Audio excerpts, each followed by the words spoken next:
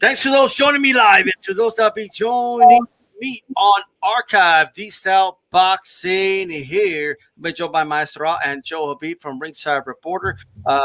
Check out Ringside Reporter every Sunday on Ringside Reporter, channel, and check out Mano a Mano. That's the podcast Master does every Monday with Kenny. Shout out to Mario Figueroa, round one already in the chat. If you're listening on archive right now, hit that like button. Also, shout out to thegruelingtruth.com that always shares the podcast. So shout out to them as well. I am ready. I have my Sonteo Media clipboard. I got the four kings. I got the notes, already. We're ready to go. We'll be joined by the other panelists in the second hour. So let's go ahead and get this started, guys. Hit my like button. Hit my like button.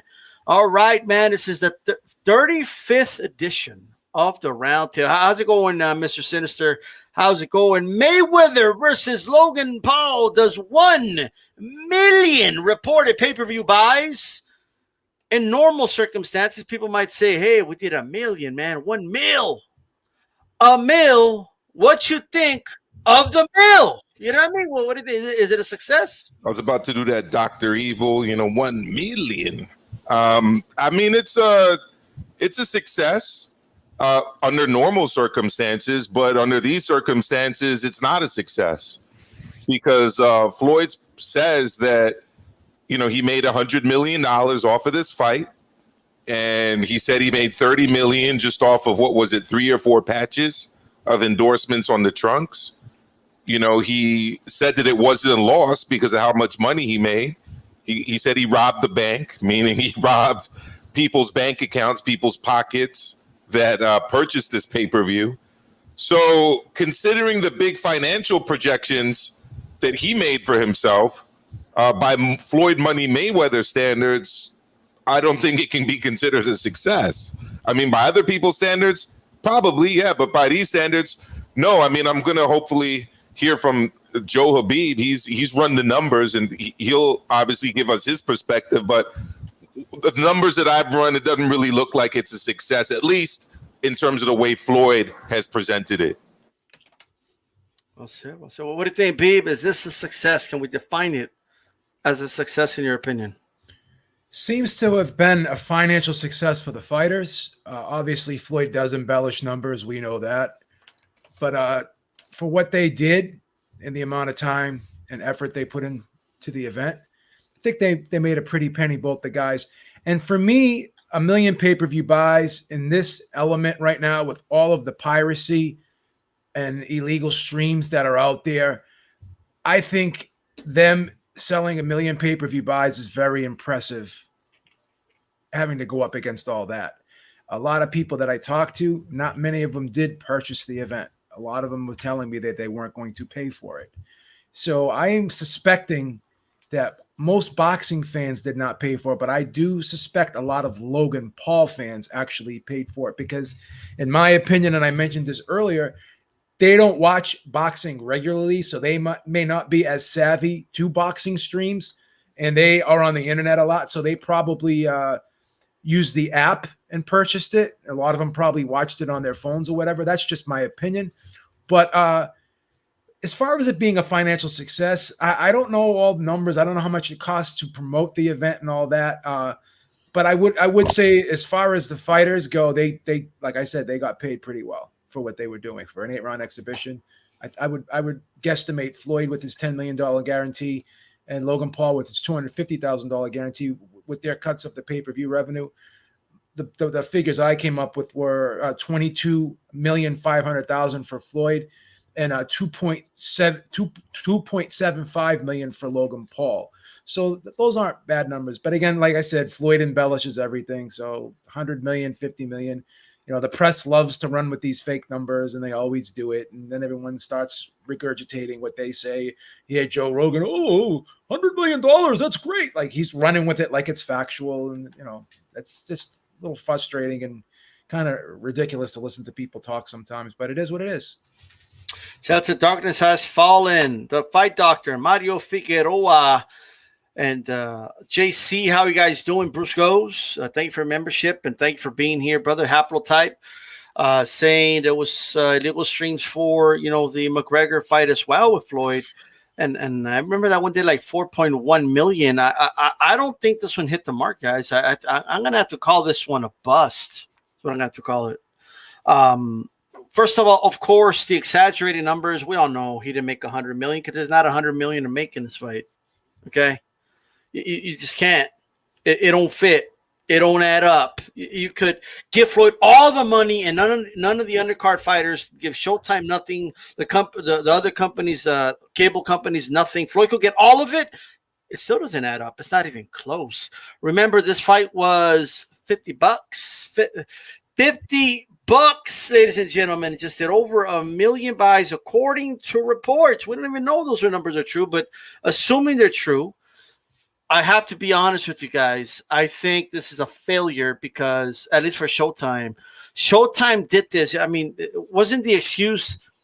No, it's going to tap into a whole nother market. It's worth it because look at all the attention it's going to get. Well, is 1 million buys really worth it? And given what you have to pay Floyd and the undercard and Paul and what you spend in promoting it, whatever the amount was, you failed. You failed because you didn't make money. There's no money to make for Showtime. And what did you give up in the long run? You gave up your prestige.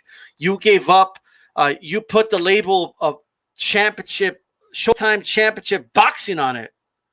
That's what you did. And now you're stuck with Woodley versus Jake Paul. Again, you're hurting your brand. You got to ask yourself, is it worth, in the long run, is it worth the prestige that world championship boxing carries?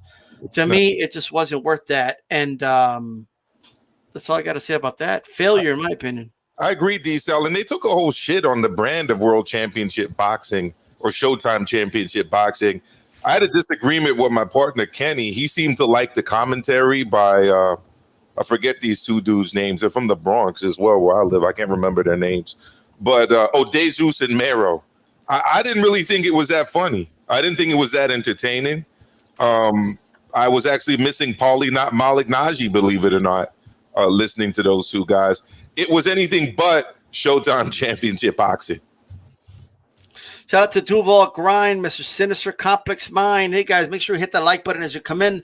Other topics we're going to talk about, of course, Shield, Serrano. They're going to be fighting MMA. The early preview to Teofimo versus Kambosos. Shakur Stevenson, what's next after his fight this coming weekend? Is Top Rank doing the right thing with him? Is Canelo Promotions taking over what that empty void that Goldenboy Promotions had the potential or did not continue to fill in? Tank versus Barrio set at $69.99. Canelo De La Hoya beef, of course, and Billy Joe Saunders saying 50-50 on retiring now. We got all those topics to talk about, so stay here, hit the like button, share this on all your social media platforms and all that good stuff. Let me tell you something about Logan Paul versus Mayweather versus Paul Beeb. Did Showtime hurt their brand, their prestige a little bit here?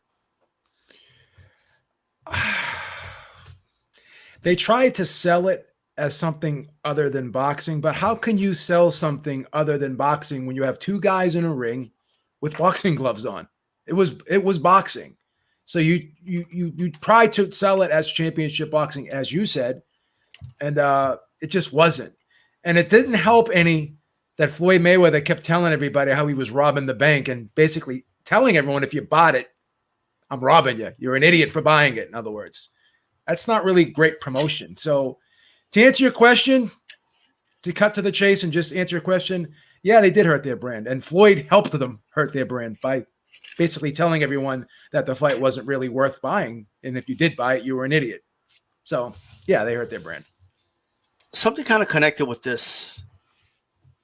Floyd made a statement saying, you can't feed your kids with legacy. So he's going to do what he's got to do to pay money. You know what I mean? To me, maybe it's just me, but to me, that sounds like a mechanic saying, you can't feed your kids with a well-fixed car. Agreed.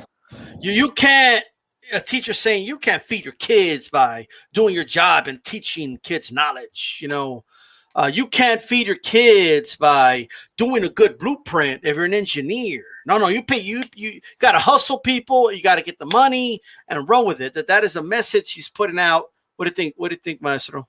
I agree with everything you said, and I also think it's actually just factually incorrect. Muhammad Ali lived off of his legacy after he retired. You know, he was welcomed into any country in the world. I watched a documentary about him going to North Korea as part of a delegation that hosted like a professional wrestling event there, and it was welcomed by the North Korean people with open arms. Not to mention the fact that he's licensed his name and his estate is making all kind of bank off of it. And it's not just Ali. Look at Big George Foreman. Big George Foreman made more money off grillers than he did in the ring. He made that money off grillers because of his legacy as a fighter, because of what he did in the ring. So yeah, you can absolutely feed your family off legacy, but that's besides the point. The main point here is that whenever he's confronted by a question that's even slightly critical, not the kind of questions Beeb would ask or you would ask or I would ask, but even just slightly critical, his retort is always, yeah, but I made a whole lot of money. Yeah, I'm a smart coward, or I'm a rich coward, or yeah, I'm, robbing people blind and running. Like, when the quality of the product is questioned, the response is always how much money he's making, which I always find very interesting. And I just don't understand how someone could be a fan of an athlete that does this. But, we got a lot of losers in this world, and apparently a lot of them are Floyd Mayweather fans. It's basically telling you it's okay to be less than as long as you're getting paid to be less than. Don't take pride in anything you do. Just worry about how much money you're making. Now, obviously, no one's going to say money is not important. But you can't sit there and insult fans and then get mad when fans criticize you about you insulting them, right? Everyone's trying to be a Floyd Mayweather apologist. You hear people on these sports shows trying to defend Floyd and say how smart he is, and everyone is hating on Floyd Mayweather because they're jealous because he's making money and they're not. There's a lot of rich people. No, Michael Jordan is worth over $1 billion. No one really hates on him, right? No one really criticizes him too much, and he's living off his legacy. He gets paid $100 million Mayweather a year. Mayweather fans do. Like, oh, he made more money, $100 million, than Jordan did his whole NBA career. Remember that meme? I understand people being a fan of Mayweather, the fighter, but they're actually fans of people of Mayweather making money. That's what I don't understand. Like Michael Jordan makes $100 million a year to let Nike use his name. That's what you call, as you said, D-Style, that's legacy. He's living off the legacy of his career, right? That's right. So legacy does mean something. Like, he doesn't have to go grab someone. He doesn't have to go to Dick's Sporting Goods and challenge the manager of the store to a game of one-on-one and have a camera crew come down there and film it and put it on pay-per-view for him to make $100 million. But you see, Manny Pacquiao has to fight. I don't have to do this. He actually doesn't have to fight, which I don't have to. Yeah, but did Manny Pacquiao have to fight Errol Spence to make 8 figures? No. No, he didn't. No, absolutely not. No. But he's got a legacy. He wants to run for president of the Philippines, and he knows what he's doing. Pacquiao knows the reward is way higher, and he knows, man, at worst, I'll be martyred. At worst. You know what I mean? Don't tell people they can't criticize an event and poke fun at an event when they're being told by the promoter and the participant of the event that it's a circus, that you're a sucker if you buy it. He's basically telling you you're buying a lemon.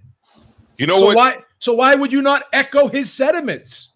He literally just called everybody suckers, pretty much. But you know what Sergio Mora, Tim Bradley, and Andre Ward all have in common? They're making money off their legacy right now. They're commentating. They have those careers because of their performances in the ring. Great performances. So go ahead. No, that was it, D-Style.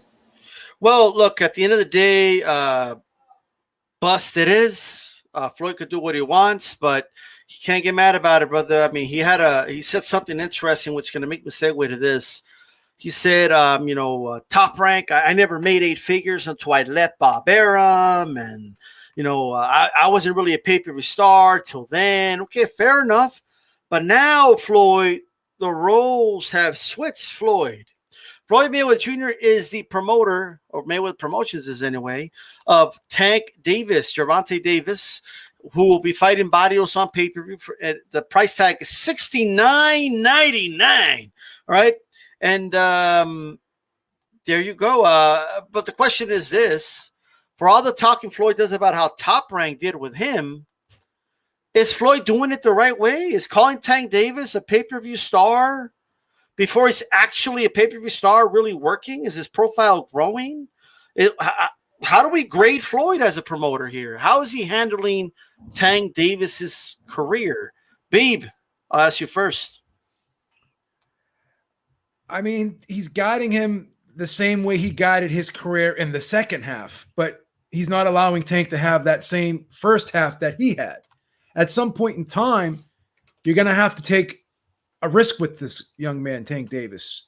And I don't think he has yet. And you're only going to be able to do what you're doing for so long before people get fed up with it. I don't think this is a good plan to enhance Tank's name or his brand, because there's so many younger, other challenging, tough fighters out there for Tank to fight. Now he's moving up 2 weight classes. Yeah, but with all due respect, he's not fighting the toughest guy at that weight class. He's fighting possibly maybe the weakest link there. And I say that respectfully, but it's just my opinion. And I think most people would agree with me on that. So, you can't sit there and try to sell somebody as being this big bad wolf and not test him. So if he's not going to fight a Teofimo Lopez, a Ryan Garcia, a Vasily Lomachenko, even when he was at 130, he never fought those guys down there, like the top guys there, the Burchelts and the Valdezes. I mean, at some point, you got to put up or shut up with this kid, right? And I think we're close to that. I think we're way past that point. Not close to that point. I think we're way past that point. But the thing, Maestro, how do you think, or let me kind of frame it this way for you. Yep. Did Top Rank do better is the Top Rank way with Floyd better, or the way Floyd is doing it with Tank better? I would say that they're both bad. But I would say if I was going to go with one, I'd have to go with Top Rank. And the reason being is this. If you want to grade Floyd as a promoter, you have to actually look past Tank Davis. I mean, he's not the promoter of just one guy. I mean, it does seem that it appears to be that way. But he actually has a whole lot of guys signed to Mayweather Promotions that aren't doing very much. I mean, I think off the top of my head, probably the second and third best fighters in the stable are Badu Jack and Angelo Leo. Okay. I mean, what about all these other guys? I mean, it's a total F as a promoter, as far as I'm concerned. ESPN, sorry, not ESPN. I relate them to Top Rank now, but Top Rank, when they had Floyd, had a number of fighters under their stable. They did a certain level with Floyd, but they were also doing a certain level with these other guys. It's debatable whether or not he's even doing a good job with Tank Davis as his promoter. Tank Davis has not really fought anybody other than Pedraza.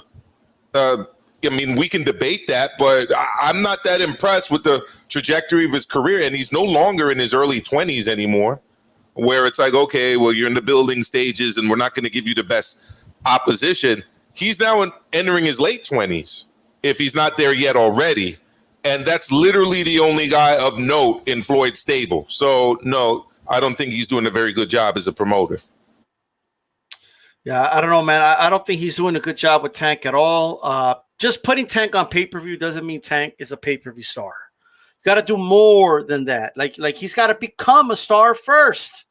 And to be honest with you, Floyd wouldn't be in a position to fight a De La Hoya if Top Rank didn't do what they did. Like, you know what I mean? Like, that's just the truth.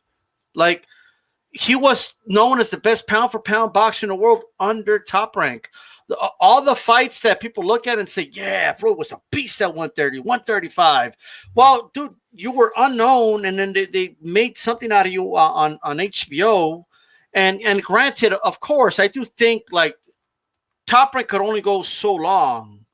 You know what I mean? Like Top Rank, there's only so much that they could push you for before. Like everyone doesn't like to risk too much, but I think they did a good job with him at a certain extent. You know, but what is he really doing for Tank? I mean, he's putting him on pay-per-view, but Tank's not really selling like that. 250,000 doesn't make you a pay-per-view star. That's what Chavez Jr. was selling as a fucking teenager, for crying out loud. Okay, fighting freaking dudes ranked like 300 in the world or some shit like that. That's what he was selling. All right, 250,000 doesn't make you a pay-per-view star. It just doesn't. You got to put Tank on free TV to grow his profile. Go ahead, Pete. If you want to be honest, though, like even when Floyd did leave Top Rank, what did he do? He went to Goldenboy, basically. Pretty much. He only started promoting fights himself, solo, in 2015. And that first fight that he had nobody else involved besides, and he was doing the show with Top Rank. So sure. Mayweather Promotions and Top Rank co-promoted the Manny Pacquiao fight, right? Yep. And Al Hammond was heavily involved in putting the deal together, right? So, yep. And Al Hammond still pays Floyd Mayweather through the PBC, really, if you think about it, right? So I think, Mayweather is saying he's his own boss. He's basically an extension of Al Hammond still, right? And like I said, he's never really recently he's promoting shows by himself, but for years he was being promoted by someone else and really never went out on his own until 2015. 2015 is when he went out on his own, and he still had to co-promote that show with Bob Arum. Joe, the other thing about that, though, is that's him promoting himself. I mean, he's been pretty good at that. But how has he been promoting other people? I mean, he's promoting a guy, and then it's like, maybe I'll come back to be a fighter, or maybe I won't. Or, now I'm going to do this exhibition fight. And it's like, my man, you got a whole stable of dudes that you're not talking about, that you're not promoting, that aren't getting fights. Yeah, I mean, all you got to do is ask yourself, name one blockbuster event that he's promoting. That doesn't without himself. Well, finish your point, Beeb, and then I'll go because we got to keep it moving. But go ahead. Go ahead, Beeb. Go ahead. No, I'm done. You can go ahead. Okay, go ahead, Maestro. Finish your point. No, that was my point. He has yet to have a successful promotion that doesn't have a co-promoter or that doesn't involve himself. Exactly. I got you. Hey, what's going on, Chief Funky? How's it going, brother? What's going on, guys? How's everybody doing? Doing good. Orale. I want to ask you, man, how do you think Floyd Mayweather Promotions, how do you think they're promoting Tank right now, as a pay-per-view star? Well, that's kind of funny to hear, pay-per-view star. This guy is not a pay-per-view star. I'm sorry. He's just not. Does he have potential to be one? I mean, yeah, he does. He's got an exciting style. He goes for the knockout. He's got good power in his hands. But to say he's a pay-per-view star now, no, I would disagree. His fight, the only fight he's had on pay-per-view was against Santa Cruz. That did about 250. So that's something I wouldn't consider a pay-per-view star. But I feel like they're definitely taking that Mayweather route, being very selective with the opponents that they put out there for Tank. Fighting Mario Barrios is not a fight that people want to see. So that's not a fight that should be on pay-per-view, period. Fights that belong on pay-per-view are fights that the public are demanding to see, that they want to see, that they need to see, that they're willing to pay. They're willing to put their hard-earned money out there to buy this fight to see it. Gervonta Tank Davis versus Mario Barrios is not it. So you could say the same with Santa Cruz as well. Even though I liked that fight, I thought it was a good fight for Tank. That's still not a pay-per-view fight, in my opinion. So I think it's just they're just trying to grab money. They're trying to use the Chicano Mexican fan base to buy this fight to help drive the numbers up. But I don't even think they know who Barrios is. So I don't think this is going to do well. And I'm just not with it, man. I'm not with all these fights being on pay-per-view, man. I don't think that's good for the sport. If you want to make stars, you got to get them out there to the public so that the public could see them. You know, like putting them constantly on pay-per-view, that's not going to work. But G Funky legacy your family though, bro. It's right. Well, we're gonna go ahead. We have a lot of topics to touch on, so we're gonna go ahead and keep it moving here.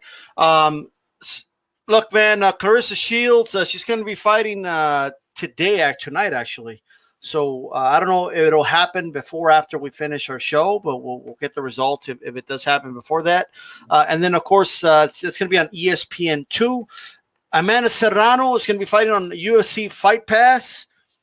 Okay, now, granted, I'm not going to sit here and act like I know who their opponents are, and like I don't, right? But I do know they're MMA fighters, you know, and I do know there's a risk there, and the questions are there.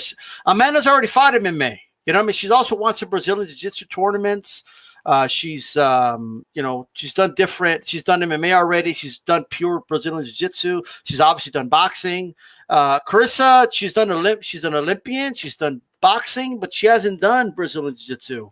She hasn't done an MMA fight yet. So there's a lot of unknowns. And from my understanding, she's fighting a Brazilian Jiu-Jitsu artist, which means I don't care if she's been training a couple months with Jackson's gym. If she gets taken down, I have a feeling she's going to get submitted. But we will see how that goes.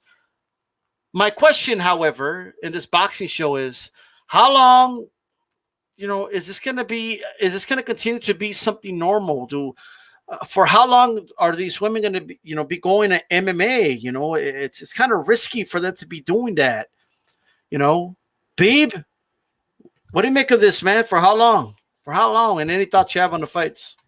I think they're going to continue to have to do it, or really want to do it, until they start getting better pay that's comparable to the pay that they're getting over in MMA. I have a hard time believing that Clarissa Shields is going to be making the same amount of money for this MMA fight that she's made in her current boxing fights. But maybe she sees an opening. She's looking at the bigger picture, seeing like with people making the UFC for the female fighters, because it seems as though the UFC MMA fighters are making more than the female boxers. I think outside of Katie Taylor, that is, because Katie Taylor seems to be making a pretty penny.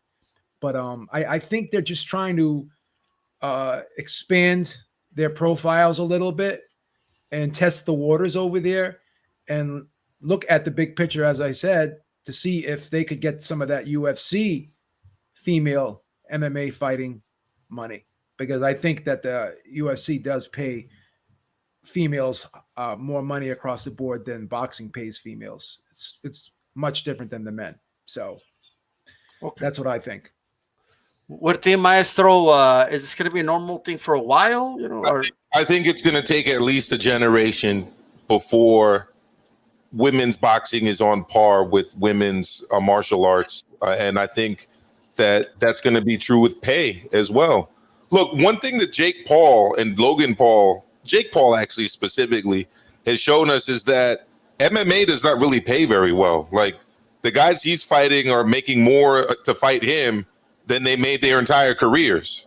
And women's MMA is obviously not higher paying than men's MMA. So that should just show you how little women's boxers are getting comparatively, because you got men's boxing, then you got men's MMA, then women's MMA, then women's boxing. So we got a long way to go. And I've said this before, like, look up Maria Espinosa. She's a way bigger athlete in Mexico than any female boxer. And Mexico's further along the path in women's boxing than the United States is, generally speaking. Maria Espinosa is a gold medalist in Taekwondo for women for Mexico.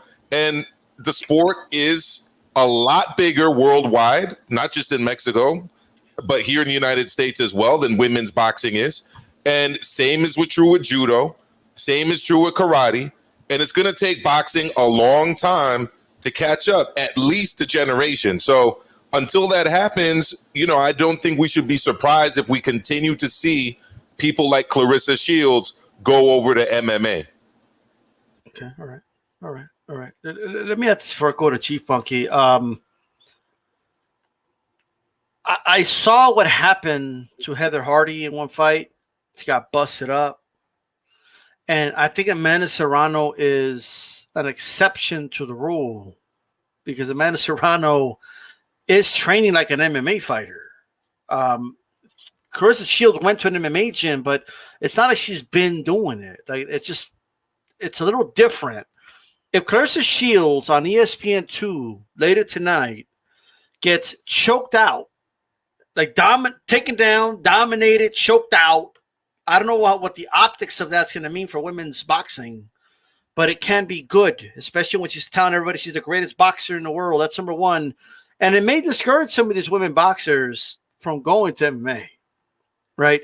Now, if she's successful, then it may encourage some women to go to MMA. So it just depends on how it goes. But I got to tell you, I think a lot of women MMA fighters wish they were getting paid what Clarissa Shields is getting paid in boxing. I think most of them, maybe besides Amanda Nunes and Holly Holm, and that's about it. You know what I mean? So I think that's important to say. Also, while I agree, I would like to see the women fighters getting more shine. That's all we can really give them. The pay is dictated by what they generate, in my opinion. That's how it's done in boxing. Like, I'm sorry, like they're not that popular. They got 1,000 followers on Instagram and Twitter. A lot of these female fighters, that they're just not well known like that. So I don't know why they want to get paid Canelo money. Like they're crazy. Like they want $10 million paydays. It's like just crazy. You're not going to get what the men are making right now until women's boxing grows its profile, until you generate what you generate. And it's about time we stop shaming men to support the women. It's time for the women to start supporting the women. I think that's when it start happening. All right. That's just my opinion on that. Chief Funky, what do you make of these women fighters, Clarissa Shields, Amanda Serrano's in this case, this weekend fighting in MMA? And do you think it's going to be something normal moving forward? It certainly seems that way. I'm not much of you guys know I don't follow MMA at all. But I do know one thing that the women's MMA is much more popular than the women's boxing. So I just think I concur with everything you guys already said. It's like you just said, D-Style, it's time for the women to start getting behind the women fighters. But honestly, I don't have the answer as to how that's going to work. We've talked to several women fighters, legends like Christy Martin, who's a promoter herself now, talked about it, and it's not an easy fix. One of them is going to have to stand out and start to demand, viewership from the fans. How that happens, I don't know. Maybe one of them is going to have to just be like a devastating knockout puncher, like a Mike Tyson or something. But I just don't see that. I don't see any of the women in today's game doing that right now. We did have one with Ann Wolf, a few years back, but that's really about it. So I honestly don't know, man. I don't know how it's going to be fixed. And I do think that, unfortunately, they're going to have to make that crossover to MMA and fight over there because there's definitely more demand to see those fights than the women's boxing. So it sucks, man, but it is what it is, Absolutely. Check out that Hispanics causing panic in the background right there. You know what I mean? Just it's looking nice, but there you go. 10 p.m. Eastern today. The fight will be. So basically, when we're finishing the show, that's when Clarissa Shields will be fighting. Though let's in an archive, the fight either already happened or is happening at the moment. So with that said, we'll see how that goes. We'll see how it plays out for Clarissa Shields. I hope she has some success, but we'll see. Best of luck to them, and all that. I want to do a little early preview for a fight here. And yes, we're going to be talking Canelo De La Hoya a little bit, so stay here. We've got a lot to talk about, but we need to do an early preview, ladies and gentlemen. And the early preview we're going to be doing right now is Teofimo Lopez against Kambosos Jr. That's what we're going to do. That's right, HCP. Fights in Miami. It's outdoors. I think where the Mariners play, I think. It's a baseball stadium, right? But they're going to be fighting outdoors. And it's going to be in a major league stadium, as Kambosos tweeted out. Major league stadium for a major league fight, he says. Kambosos out of Australia. He's ready. I think a lot of people are overlooking Kambosos here. They're already talking about Devin Haney. They're already talking about all these other fighters. I remember when Paul Williams was gonna fight Carlos Quintana the first time. The whole promotion of that fight, all Williams was talking about was Mayweather and Pacquiao and all the big names in the sport. Wasn't talking about his opponent. Fight night came. Quintana may focus on me. You better stop focusing on everybody else. Focus on me. He pulled the upset. Is an upset going to happen? Can Kambosos pull this off? He's more dangerous than I think people give him credit for. This is a hell of a fight, in my opinion. I have some thoughts on it, but let's start with you, Chief Funky. How do you think this fight's going to go, man? Give us a little early preview here. Well, I am picking Teofimo Lopez to defend his belts and have his hand raised at the end of this match. I think it's going to end in a knockout, man. I really do. I feel like Kambosos. I agree with you. I think people are really overlooking him. I think the fight could be very entertaining because he seems like a very game guy. You know, he looks very determined. He's undefeated. At least I think he is. And, you know, he's been training very hard. He's got fast hands. Looks like he's going to go for it. And I think he understands he's fighting far away from his home country, and he's going to have to bring it in order to bring those belts home back to Australia. So I think he's going to go in there and go for it. And I think that's what's going to play right into Teofimo's hands. We know he's really good with counterpunching. He's got real good reflexes, fast hands, and we know he's got really good power in his punches. We've seen him knock guys out, you know, big highlight reel knockouts. So I do think it's going to be a pretty entertaining fight for as long as it lasts. I don't see it going no more than 7 or 8 rounds, in my opinion. But I think it's going to be a very entertaining fight to watch. You know, do I think it should be on pay-per-view? No, I don't. But you know, it's just that's the way it is nowadays. You know. But I think it will be a pretty entertaining fight for as long as it lasts. I'm saying around 7 or 8 or something. Teofimo should get the stoppage. Kambosos is about 1.5 inches taller, about the same reach, and does have 3 more professional fights, although Lee Selby's his best win. Beeb, I think we both watched that fight together on a live stream against Lee Selby. How do you think Kambosos can do against Teofimo Lopez here? You already don't look impressed, so tell me. I wasn't overly impressed in the Lee Selby fight, and Lee Selby, with all due respect, was really a featherweight for most of his career. I thought he was shop worn at the time that Kambosos got a hold of him, and that fight was like a split decision for Kambosos, so he squeaked by that fight. I thought he won the fight, but I thought he struggled in spots. He's a very aggressive guy, but is it always effective aggressiveness? I think he comes in, throws wide winging shots. I think he loads up a lot. You know, he's highly touted with that right hand, but I think he telegraphs it a lot.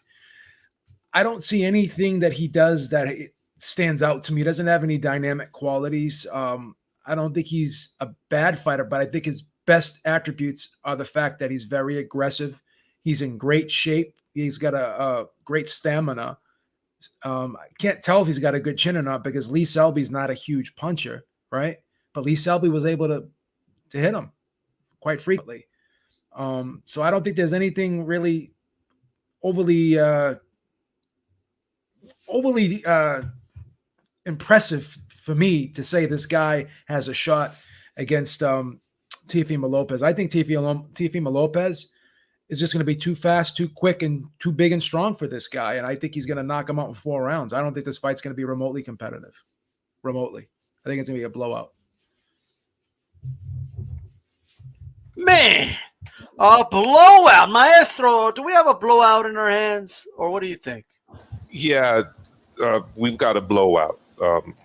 And I'll tell you why. Look, he's a Spartan warrior, literally. He's a kid of Greek heritage. I believe his grandparents immigrated to Australia from Greece, and they are originally actually from Sparta. So he does take that seriously. He has that kind of tattooed on himself. He doesn't surrender. He doesn't take a backward step. But this is Sparta. But as Joe was saying, he's been doing it against guys like Lee Selby, I'm going to throw in another name for you. Is it Mickey or Mikey Bay? Split decision victory. His last 2 decisions were split decisions victories. He didn't really impress too much in those, to me at least. He got hit with a lot of overhand right hands, which Teofimo should be able to land even better than Lee Selby because he's bigger, stronger, faster than Lee Selby, who, as Joe very rightly said, is essentially a blown-up featherweight that was kind of at the tail end of his career fighting at lightweight.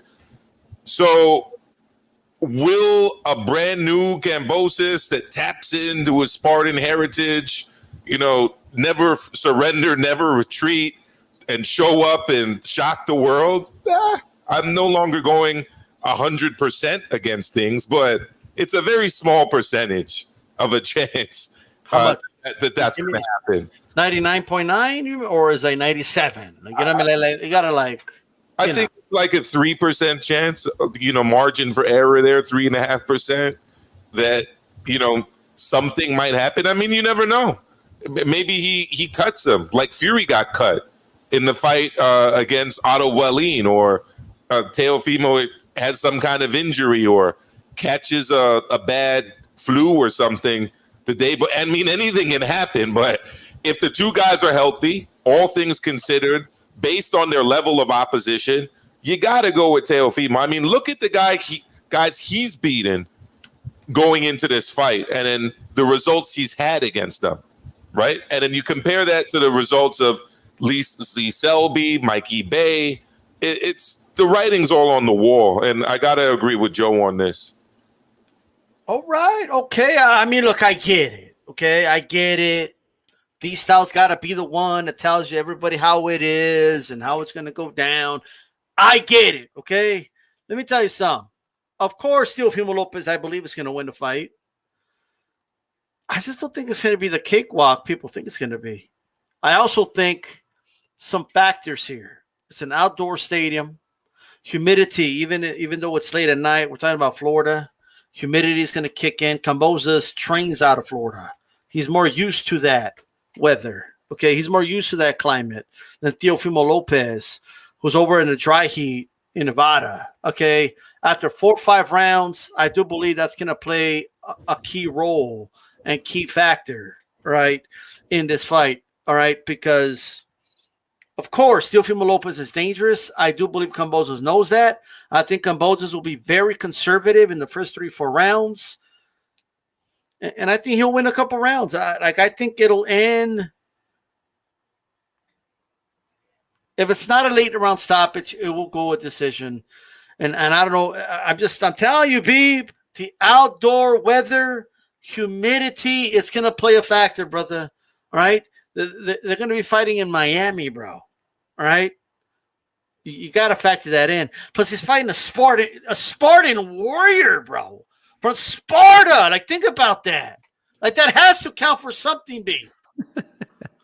I think that stadium that they're fighting in, you said it's the Marlins, the Florida Marlins, where they play? Yeah, they're fighting at that Lone Depot or whatever it's called. It's a Home Depot or Lone Depot? I don't know. Air conditioned. Yeah, I believe it's got a retractable dome. So if it's air conditioned. They want to close it, they can close it. You know, I think it all depends on what the fighters want, I guess. I don't know. If it rains, I guess. Teofimo Lopez's phone number has a Florida area code, so I know he spends time down in Florida too. I don't know. Outdoor, I think it played a role against Floyd. I think Floyd, I think was having trouble with the weather out there. I'm telling you, Canelo had to take his dude out early. Got to take him out early, or the humidity will take effect. That's what I believe. He's getting slept. You think it's going to happen early for real? You think he's going to sleep? The longer, he's going to hurt him bad, bro. The longer it goes, the worse for Teofimo. That's for sure. If it goes rounds, that's not a good sign for Teofimo. I'm legitimately nervous for Kambosos in this fight. Kambosos is fast. I'm not even kidding. I'm not even kidding around. I'm legitimately concerned for Kambosos in this fight. Bro, Kambosos is like Hector, bro. Like, remember the warrior Hector? You know, from Sparta. You know, no, actually, no, that was Troy. The movie Troy. That was Troy. Never mind. He's got he got taken out by Achilles. He's got a lot of confidence. I'll give him that much. And I hope I'm wrong. I hope I'm wrong because I don't want a blowout. I want an entertaining fight. I agree. He's got a good team behind him as well. I mean, it's his team that secured this fight and this Triller deal. Yeah, that's right. Although, I mean, let's give. They couldn't have done it if the opponent wasn't Lopez, though. Like, it's not like he got the deal and then they're like, "Oh, so who are you going to fight?" No, but they also couldn't have done it if his manager Khan wasn't his manager and secured this deal. If it was up to Teofimo's team, they would have been fighting for peanuts under Top Rank. I mean, maybe. I don't know. There would have been maybe the fight would have been on the zone. Look at the person. It would have been on the zone on their matchroom, bro. Yeah, that's true. They did. Yeah, you're right. Watching the shit on the zone, bro. You know what I mean? I would have preferred that personally, but that's right. That's right. We're about to pay $70 for this shit. More than I think about it, it may end in 3 now. The way I'm thinking about it. What? May end in 3. So like you didn't even add a round. Like you removed a round after I made my argument. What's going on? Yeah. He's been knocked down before. I don't think he has. I mean, I just think he's going to get knocked down. He'll get knocked down in this fight. Baby's a big lightweight. You know what I mean? Remember, he's going to have flashbacks of Nakathila a little bit, I think. You know what I mean? I think that's what's going to happen. No. Kambosos is fast, bro. I seen his the way he throws combinations. He's quick. He is fast, but he's also small, though, D-Style. I mean, he's 5'9".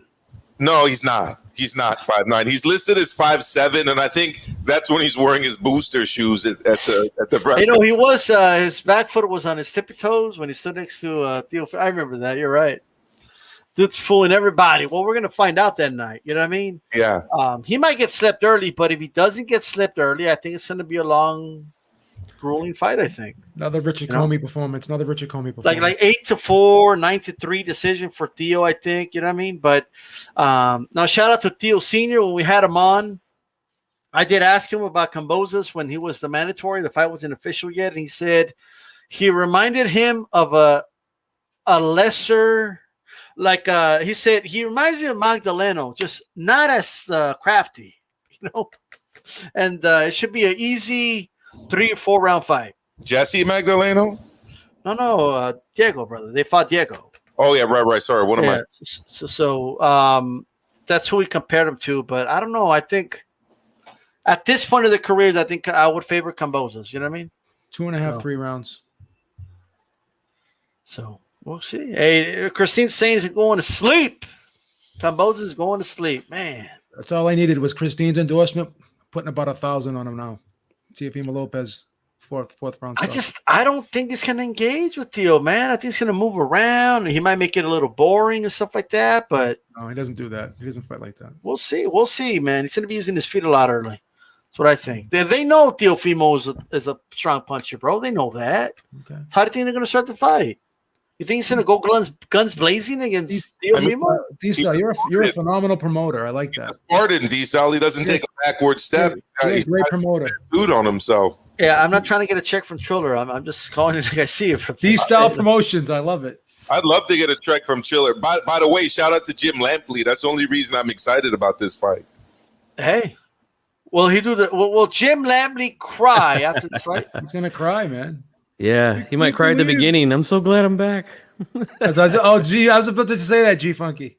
Bro, some of the greatest moments of my childhood came courtesy of calls by Jim Lampley. Just saying. That guy's incredible at what he does. Bang! Bang, bang, bang! Yeah, Christine's giving me that like she can't believe I'm even seeing what I'm saying. I'm telling you guys, I think Kambosos is going to be a tougher fight for Teofimo than people think. You guys think he's going to wash him and destroy him in 3 rounds? You know that's the soft bigotry of low expectations. I'm saying 8. I'm saying 8 rounds at the most. Okay, I could accept 8. 8 sounds. If it goes 8, that's not good for Teofimo. I'm saying 3. I will say this though: Teofimo looks like a beast in the training montages, bro. Jesus Christ, he looks like a welterweight, bro. Like, god damn, he looks cut. He's ready to go. Jim Lampley will be, of course, talking about that. I wanted to talk about this fight now because we have so many fights to talk about next week. You know what I mean? So I wanted to at least touch on this right now. Kambosos is going to fight, says Mr. Sinister. I hope so. In the ring, where Christine says, fast, yes, but no power. and horrible defense, hands low. Man, she ain't impressed at all. You know what I mean? But very, very wide too with the shots. Very wide. okay, all right. Hey, man, he knocked me out when he fought Lee Selby. Okay, so I'm just saying. With that said, we'll see how that goes, man. I do believe the Lomachenko rematch is going to happen. I just had that feeling after Loma beats Nakatani. You know what I mean? Later in the month. But, well, here's a question that I have real quickly, not to add anything to the show, but correct me if I'm wrong, but isn't Devin Haney, he's a free agent now? Wasn't his contract up with Matchroom? So, I mean, if he really wants that smoke with all those guys that, there's Nakatani at top rank, there's Comey, there's Lomachenko, there's Teofimo. I mean, he should make the move to top rank. I mean, right or wrong. I mean, to make these fights a lot easier. I mean, I'm just saying, I want to know what he's going to do because all the smoke is over there. Just kind of like at 147, all the smoke's at BBC. All the best lightweights in the world are pretty much at top rank except for Ryan and himself, That's true, G. That's true. G spitting facts again. What about Devin? Yeah, you're right. Yeah, you're right. I don't know. I mean, look, I think Devin Haney against Teofimo is another fight that could happen. Teofimo said that they're going to try to make that fight, that they're going to request it, and if they have to force it to Porsche Spits, they will. But I don't know what's going to happen with Teofimo after this fight, bro. I don't know how Top Rank's going to retaliate. I hope they don't, but they might. They might keep him on the shelf for a while. I don't know what Top Rank's going to do. Bob is very vindictive. Very vindictive. But he's. I mean, the hourglass is running low. We don't got time to be vindictive anymore. You got to keep moving, Bob. Bob Arum reminds me of Al Davis of the Raiders, like just an old guy that just people just don't like anymore, and he's just old and grumpy, Right. That's true. The GOAT Haney could unanimous decision Teofimo, but tucks the chin, but he needs to tuck the chin all 12. That's the only way he's going to beat Teofimo. You're going to knock him out. So, yeah, decision is the only way he could win. Haney's going to duck Dio, says boxing historian. Shout out to In the Ring with Christine, by the way. Let's go ahead and talk about Shakur Stevenson, all right? He's going to be fighting this weekend, right? His opponent, Jeremiah Nakathila. Okay, I don't even know why I'm pronouncing that right, okay? I saw some of his opponent. I wonder what you guys think. But after this weekend, I do believe Shakur should win. After this, what's next for Shakur? He's fighting for a WBO interim belt. It doesn't look like Jamel Herring wants to fight him if I keep it 100, okay? And even though a lot of these fighters are on Top Rank, it doesn't seem like Top Rank's doing a good job giving them the fights that can maybe get them to the next level as a superstar or a star or something. What's going on here, Maestro? What's Shakur, man? It seems like a very confused strategy. I don't quite say I understand it. I believe they're trying to use his Puerto Rican heritage now because it's Puerto Rican Day parade weekend here in New York City. And I believe that was one of the reasons they have Shakur fighting on this date.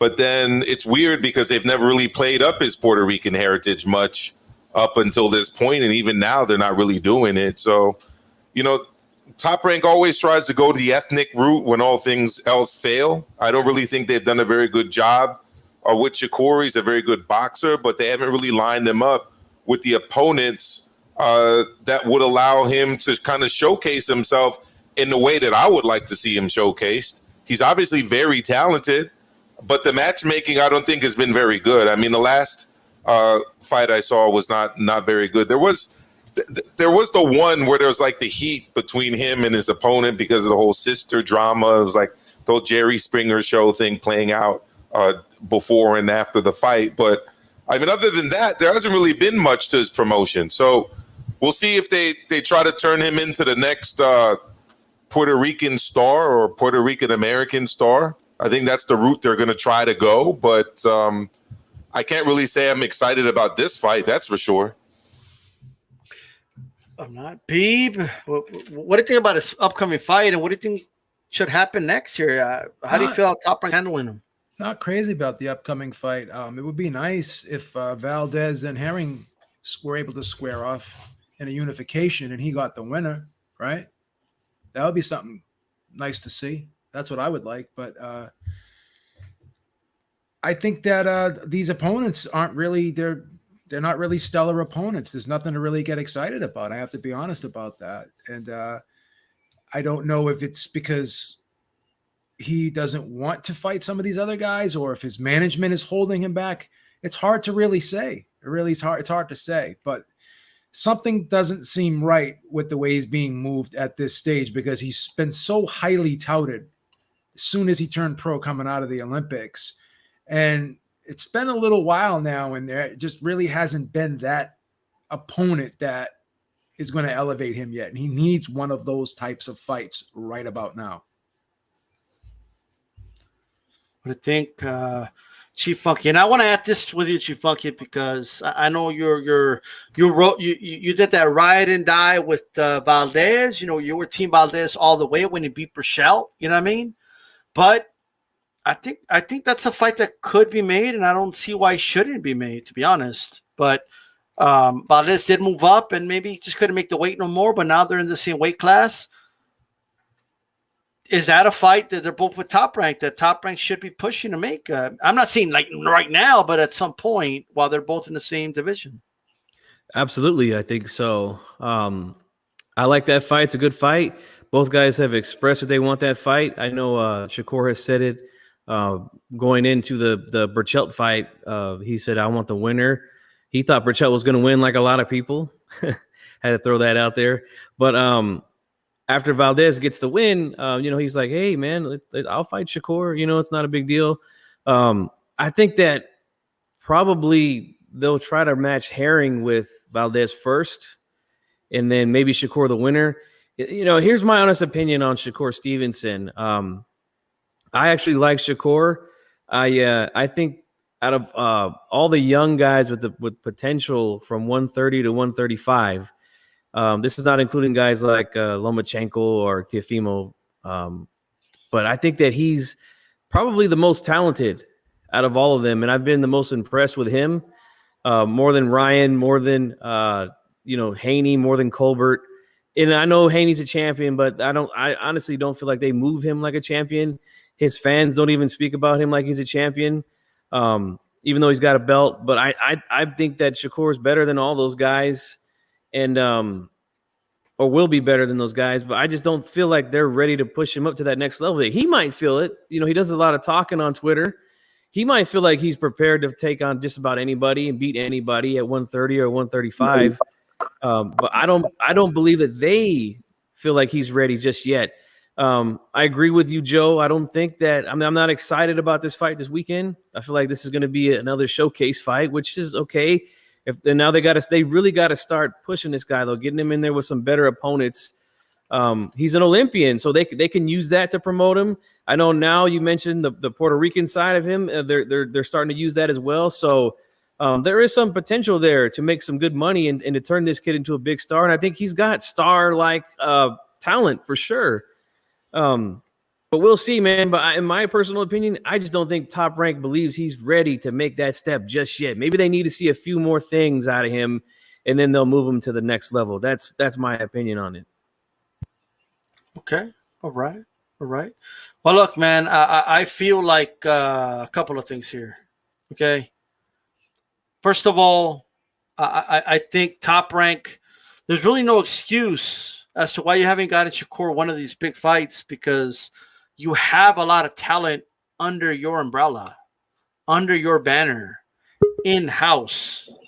So I'm trying to figure out, right? Like me, I'm trying to figure out why is it that he can't get him one of these fights? You know, it's one thing if Jamal Herring doesn't want to fight him, or he prefers another option. But what about Valdez? What about even a Burchell fight? Even Navarrete at some point, that was a fight that they could have made.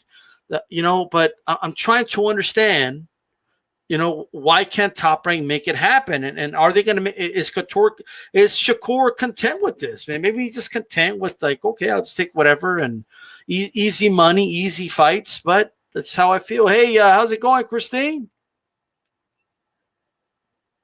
My schedule is crazy. How's it going going out on, there in Christine? Colorado? It's going well.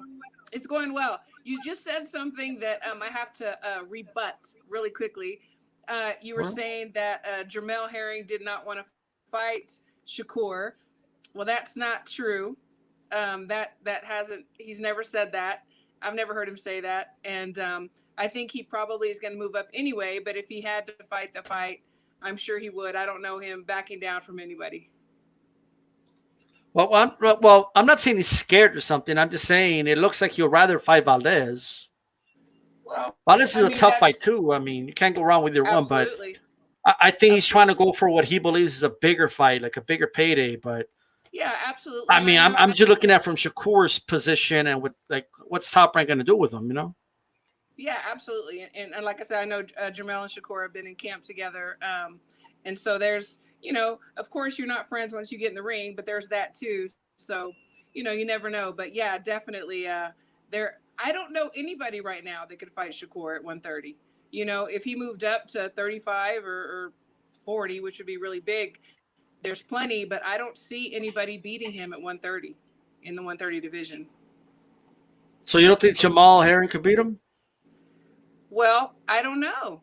Oh, let's put her on the spot. You see what I did? You put me on the spot. You know what? They're both very talented. They both have a lot of heart. Shakur is up and coming. He's definitely the future. Jamal is the now. Who knows? Who knows?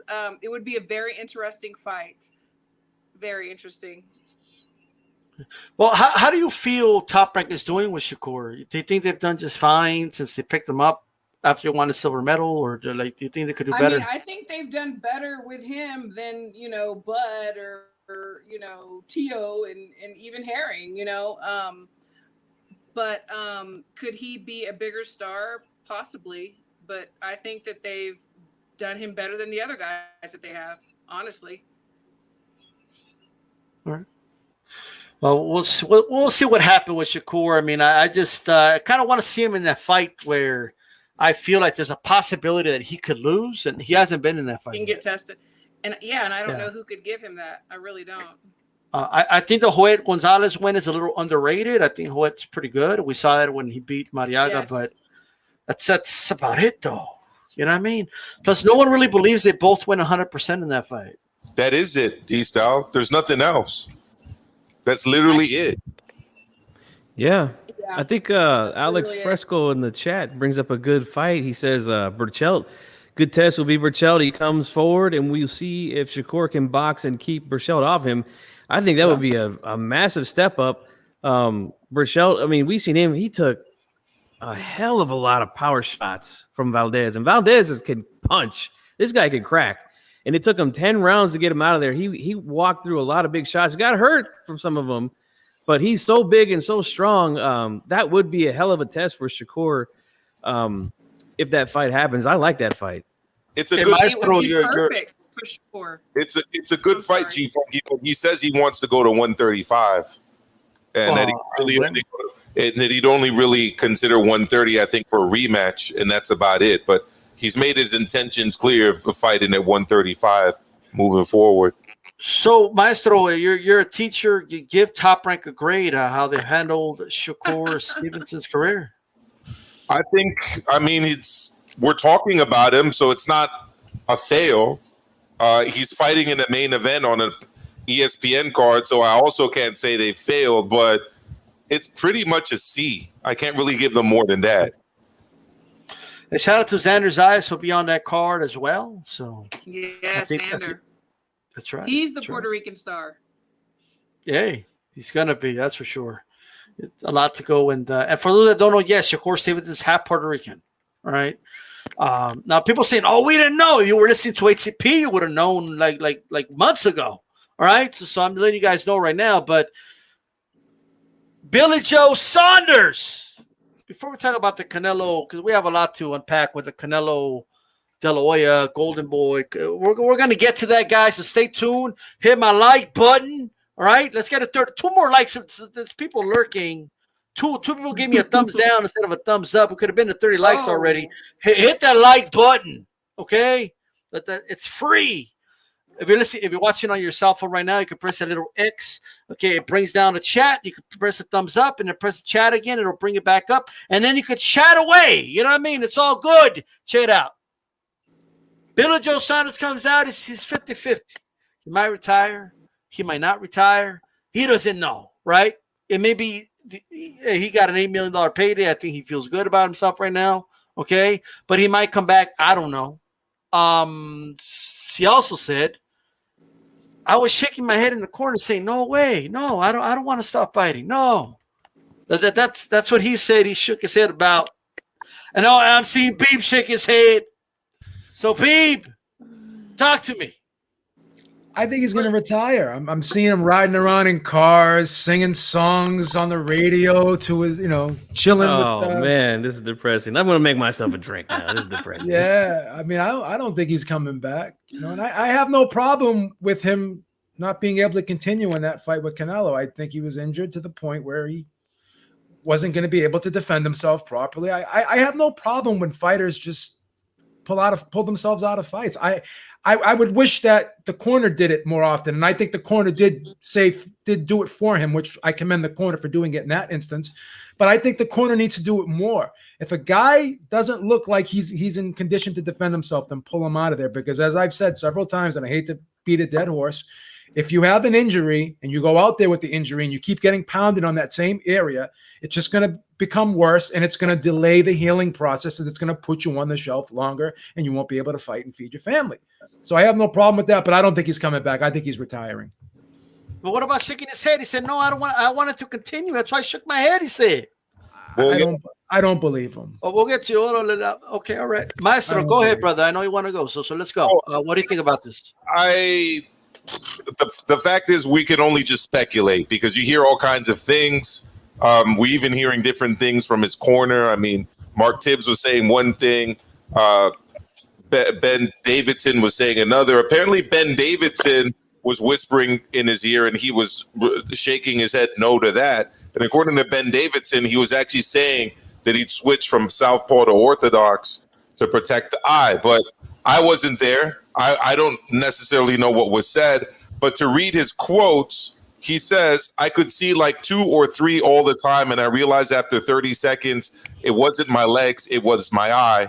It's a bad injury, an injury I thought I'd never get, but you never know what's going to happen in boxing.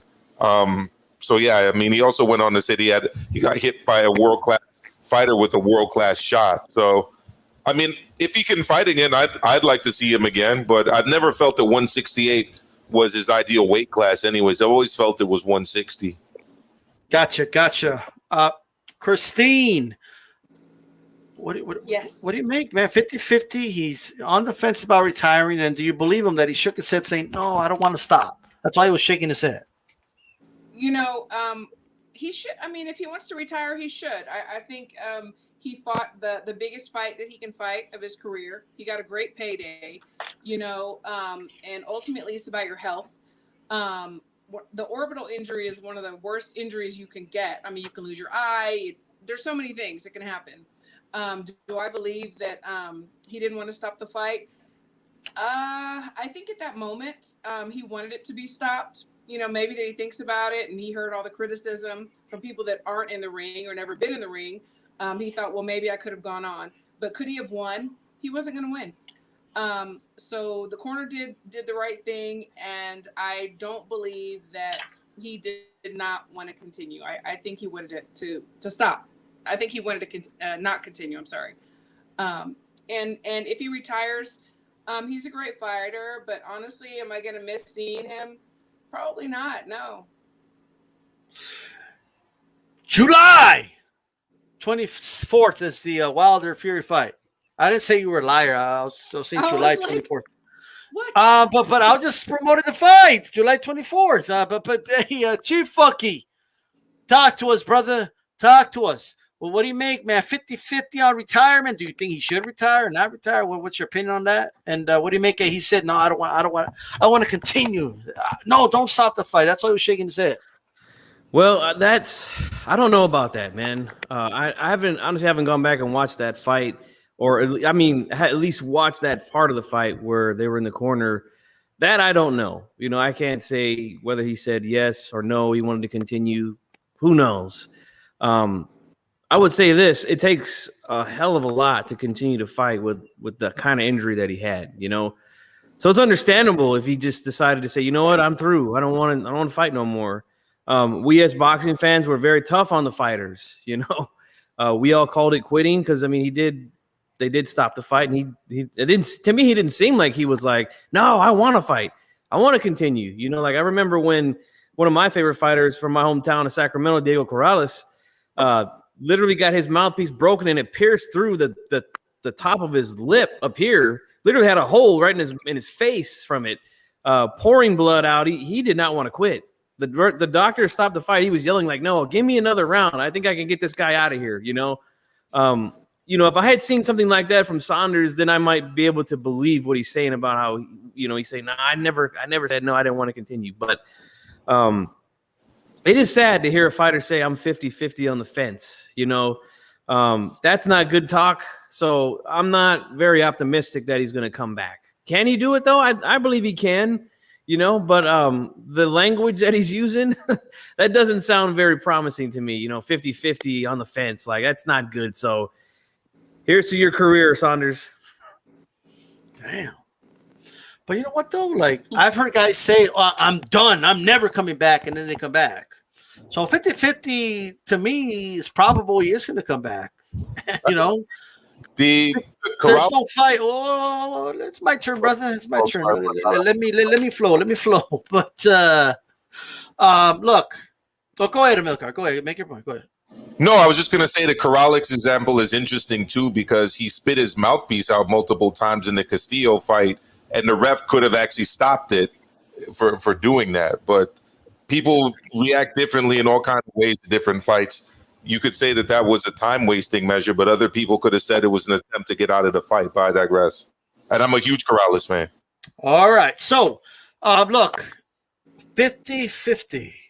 You're 50-50. I think that makes it probable that you're going to continue. I think that's what that means to me, because think about it. 168, is there going to be a tougher fight than a Canelo fight? How many guys out there are going to be tougher than Canelo?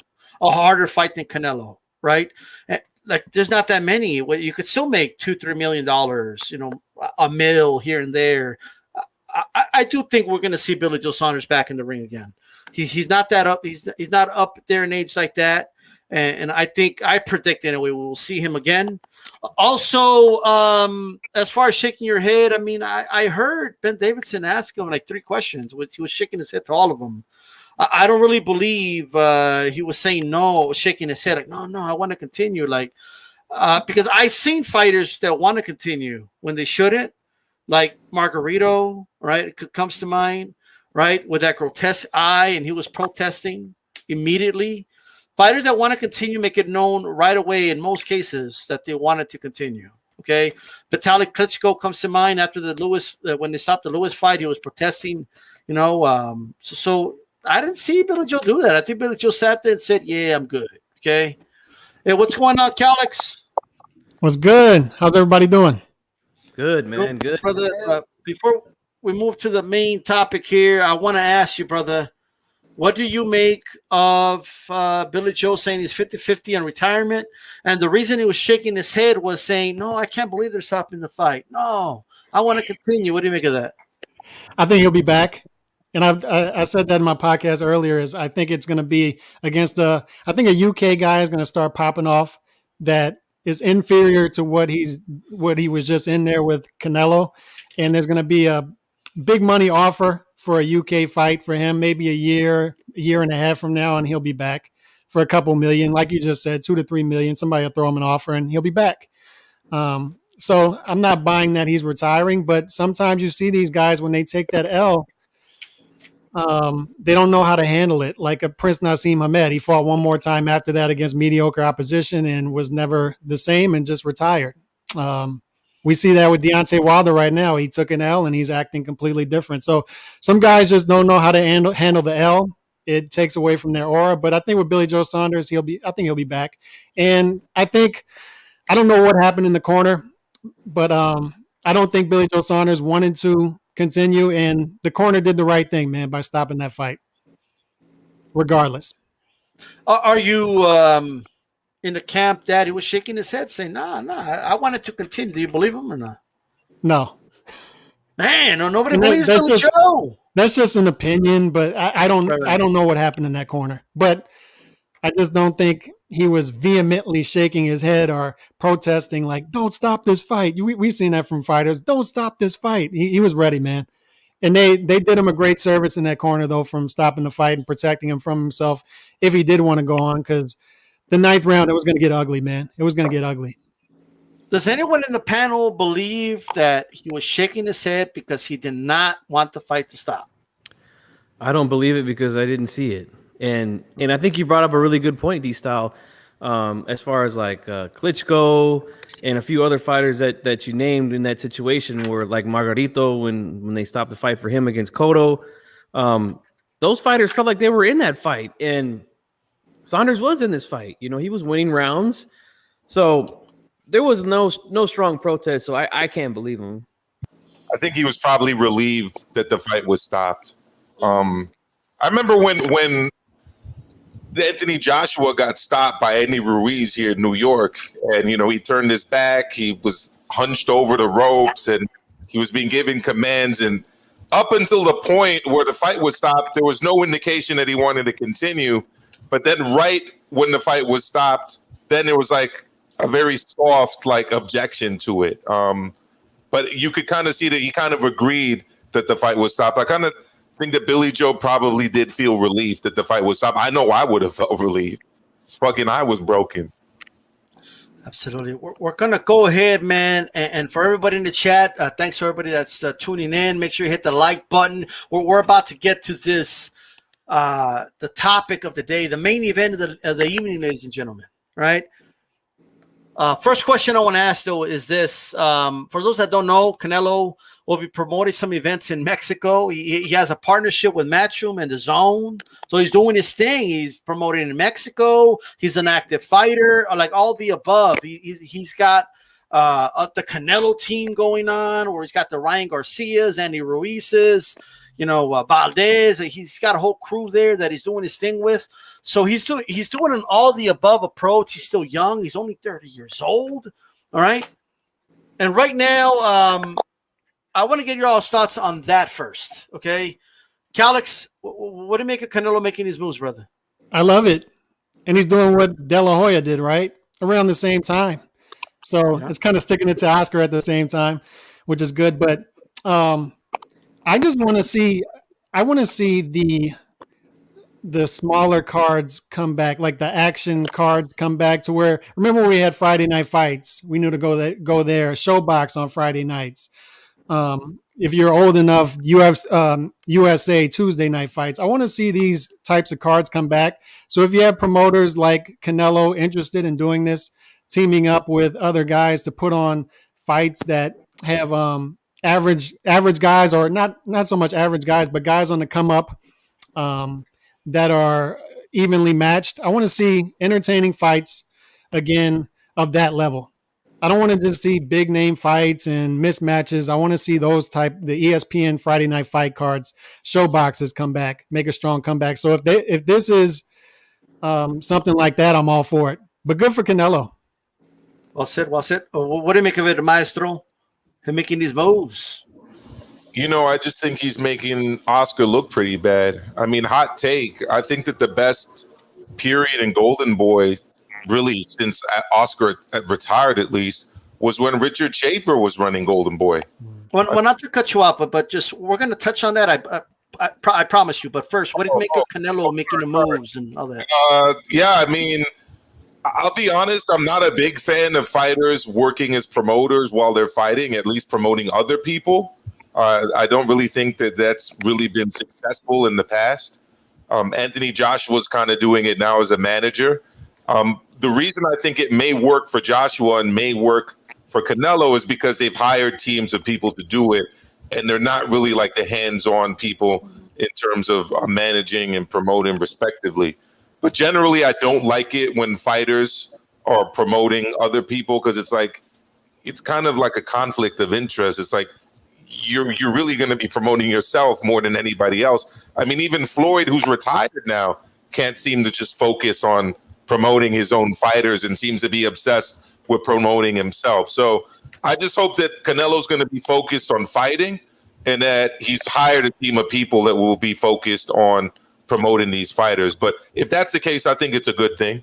Okay. B, but what do you make of Canelo now with having his deal with DAZN, Matchroom, promoting events in Mexico? I think it's a win-win for everyone involved because it helps Canelo expand his brand, number one. And number two, it gives us more fights. It allows us to see younger fighters that we normally wouldn't be able to see, just like DAZN gave us the opportunity to see a lot of the UK fighters that we weren't able to see on a regular basis. So as a boxing fan, I think it's great. And I think it's great for Canelo. I think it's a phenomenal move for everybody. All right. What do you think, Chief Funky? Man, this sounds great. This could be like those fights, the Friday night fights that we used to get on ESPN. Man, when that went away, that hurt, man. That hurt big time. I used to love Friday night fights. Nothing like coming home from work on a Friday and then boom, there was fights on. Didn't matter if it was big names or not, to the hardcores. We just wanted to see boxing. And if this could be something like that, I'm all for it, did you say was Canelo's the promoter or is he just yes, Canelo Promotions, John? Well, I'll say this before I pass the mic to somebody else. Fighters usually don't make the best promoters for whatever reason that is. Hopefully this changes with Canelo. I hope nothing but the best. I said the same thing when Oscar started his Goldenboy Promotions back in the day. I hope nothing but the best. Hopefully we get, what we want. It doesn't always turn out that way though, but I really do wish him good luck. And bring us back those type of fights, man. I would love to see that again. Yeah, he's got to start somewhere. Of course, this is with the younger fighters. He did say he doesn't like how a lot of Mexican fighters have to leave the country for big fights. He wants to have a role to where they could stay in their country and make a name, kind of like he did. Like he was homegrown in Mexico. He was a star there. Christine, what do you make of Canelo making his moves as an active fighter so far? I think it's great. I do agree with Maestro on some points because, I think that that Mayweather is like the extreme of somebody that you wouldn't want to promote while they're fighting because, yes, everything is about him. I don't think Canelo is going to do that because he surrounded himself with a great team, Matchroom and DAZN. For whatever reason, Mexico, the people, they don't really like Canelo. I don't know why. I was in Mexico with Canelo Triple G2, and I was thinking, man, I'm gonna walk in here and there's like gonna be Canelo stuff everywhere and this and that, and it's just like no. And I asked people, and they're just like, for whatever reason. So I think it's a positive, to gain the love back in Mexico. And he's gonna do it in English and Spanish. It's like 45 pesos a month in Mexico, which is like $2. I love it. I think it's fabulous. And yes, he's using his name like many people have. I don't think he's actually hands-on. So I think it's a great way to show up-and-coming boxers and boxers that you're not going to box forever. You have to have a plan B. And he's doing that. So did you go to like a Canelo haters club? Like where did you go to watch this fight, Christine? She went to the Mexicans for GGG club. Yeah, what's going on here? Where did you go? Mexican champ, GGG to win. Hey. Yeah, that's what they were saying. Well said. Look, right now, Canelo and the lawyer are having a beef at the moment. So, and it's kind of touching on what you were touching on, because that was my next question, Maestro. So, how is De La Hoya looking right now, talking about wanting to knock out Canelo and showing footage of him hitting the pads and randomly posting on posts, saying he don't know how to even throw a proper punch and stuff like that. How is this making him look? I mean, the last thing you just mentioned was just straight hate. And it's like, he's seriously player hating. It's just really bad. It's a bad look for him. He just looks bitter. He looks like he's really struggling. through his middle age, I guess. I guess you could call it a little middle age crisis. He clearly misses being in the ring. I think I said this on 8CP, or maybe it was on my show, but I was just saying it's like that whole drop the mic moment he had when Snoop Dogg announced his comeback. It's like there wasn't much sizzle, man, after that. Like, not a lot of people really cared. And I think it's just really hurt him. And at the same time, he's clearly hurt by the fact that a guy who used to be signed to him is like winning all these fights and making all these big accolades. And it's just really hurting his feelings, I guess. But what I was saying earlier is that I was thinking about this earlier. I honestly do think, like, since De La Hoya retired, that Golden Boy's best period was when Richard Schaefer was running it. And I mean, I'm no big fan of Richard Schaefer, but you know, the fights were good fights. The people weren't signed to him. We know that they were kind of using Golden Boy to promote fights, but Golden Boy was still making money at that point. And they seem to be like a major promotional outfit. At this rate, I mean, it seems to be like a boutique operation as opposed to being like a major promoter. Just Golden Boy Promotions just doesn't have the same major league feel as like Matchroom or Top Rank. It just doesn't. It's like the All-Star game and like single A baseball at this point, unfortunately. So I just think it's a bad look overall for Oscar. All right. Joe Habib. How's Oscar looking right now? Doesn't look good, but I think he's trolling. I think he realizes that he can't knock out Canelo. I don't think he's really being serious when he says these things. But yeah, there just seems to be a lot of things off mentally with Oscar De La Hoya. I think there's a lot of issues. I think there's something missing in his life. And I think he's got some problems. But he doesn't look good. No, not at all. Christine, how's Oscar De La Hoya looking right now? You know, I think that looking at his lifestyle, you know, publicly and privately, he probably has moments where he does believe he can knock Canelo out, you know. I think it's pure jealousy, and Canelo's doing exactly what he needs to do. You know, success is the best revenge. He doesn't have to say one word. He just has to keep winning in everything that he touches. And that's it, you know. Hey, there you go. Let Oscar be bitter and just show him what you're all about, right? I mean, yes, absolutely. What do you think, Calix? How is De La Hoya coming off to you right now, you know, with this whole Canelo thing? Not good. And I'll echo what was just said pretty much is you can tell, just 3 quick points. You can tell when somebody has a void in their life and they try to fill it elsewhere. And obviously he has some kind of void. I don't know if he's not with Millie anymore or what's going on, but something seriously is not going right in the personal life for him to be acting out this way. Second, it's not a good look as far as business-wise. What are you projecting out there to the younger fighters that you're going to, like, what are you offering them if you're dragging the biggest fighter you've ever had at your stable through the mud at this point? What young fighter, if he has options, is going to go over there? So I wouldn't trust him with that. And just to echo what Christine just said, the best thing Canelo can do is, and I've said it on my podcast, is continue to do what he's doing and don't even answer these guys, because Jake Paul's out there calling him out. Don't get involved in the circus. Don't get involved in the circus. Just do what you're doing. Become undisputed. Continue to fight active fighters. Make business moves. Like Maestro was saying earlier, put good people around you to surround you with the business. That's all you need to do is delegate and focus on fighting. As long as he does that, man, he's got the world right there. I mean, he's got everything going for him. He's got the whole world in his hand. He's got the whole, come on, panel, wide world in his hand. Hey, only one Tyson Fury.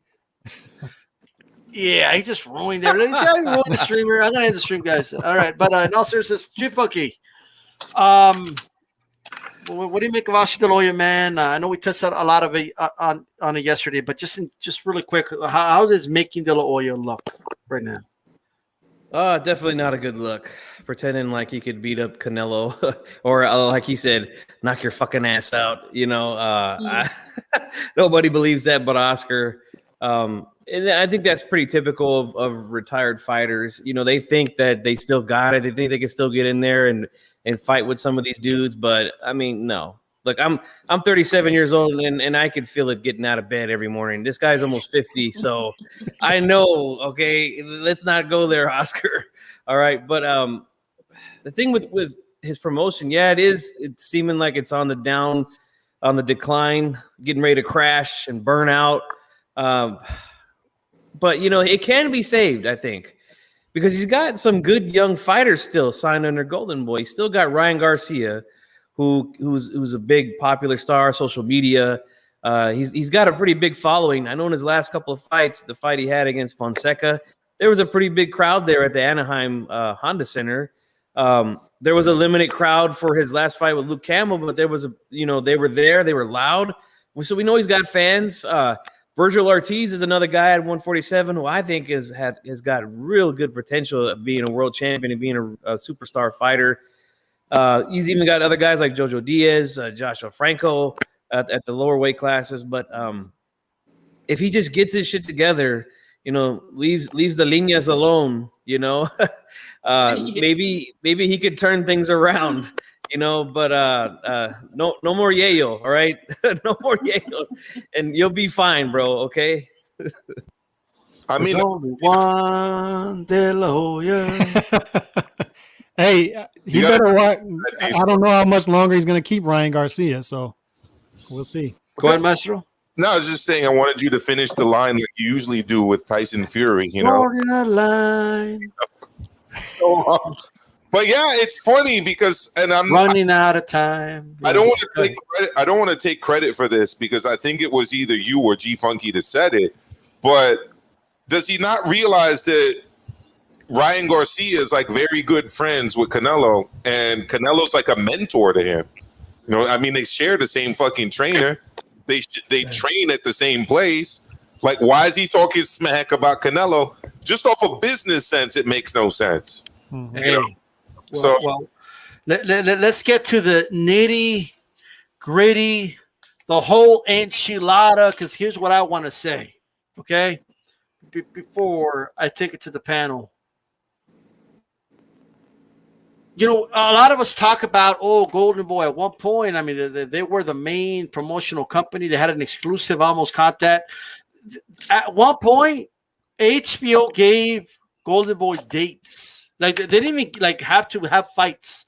They just gave him a date, and whatever Goldenboy gave them, that's what they aired. Okay, that's how much power Goldenboy had at one point. And then they still had fights on Showtime. They still had fights on the side. And to me, Schaefer wasn't that successful on his own. The same with De La Hoya. I think they needed each other like Ditka did. Okay, in 85 with the Bears. I forgot the name of the other coach, but they needed each other. Once they separated, there was no more Super Bowls, right? What was the name of that coach, Calix? You got to know. Buddy Ryan. You might be talking about Bill Parcells and Bill Belichick, too. Weren't they together? You talk about Buddy Ryan? Yeah, but they won. Buddy Ryan. Buddy Ryan, Ditka. They had this unstoppable force, this unbeatable team almost. You know what I mean? And then when they weren't together, guess what? None of them did shit. Like, they needed each other, like peanut butter and jelly. Mm-hmm. Schaefer, whatever he did, right, and whatever De La Hoya did, they filled in whatever potholes were left behind for each other, right? Like. That's what it was. I mean, maybe it was De La Hoya had the name, the brand, the leverage, and one guy had the savvy and the business sense, right? One guy was good in the boardroom. One guy was good at seeing talent with his eyes, whatever it is, right? That's what it was. But that's gone now, right? Richard Schaefer's gone now. De La Hoya's in this position now where he was using Canelo for leverage. Canelo was the only guy making the money. And then he lost Canelo. Why? Because you lied. All you have to do is keep it honest with Canelo, but you have to do one deal with the DAZN, top Canelo one thing while you did another thing with the DAZN. That's why you lost Canelo, bro. Preach. That's why you lost Canelo. That's why. Don't you understand? It's your fault. You got nobody to blame but yourself. And then now, you're not even doing damage control. What do you think all these fighters are thinking under your banner right now? Like, man, if I leave this, do I really want to work with this guy? If you're not signed with Goldenboy, are you going to really consider them? Look how he talks about Canelo right now. The only guy that was he was subsidizing everything else for you. You were using Canelo as leverage to get that deal you got with DAZN. And now you're losing all that. And now you're working with Triller. You're going to take your talents to Triller. Okay, cool. You do whatever you want. We'll see how that works out.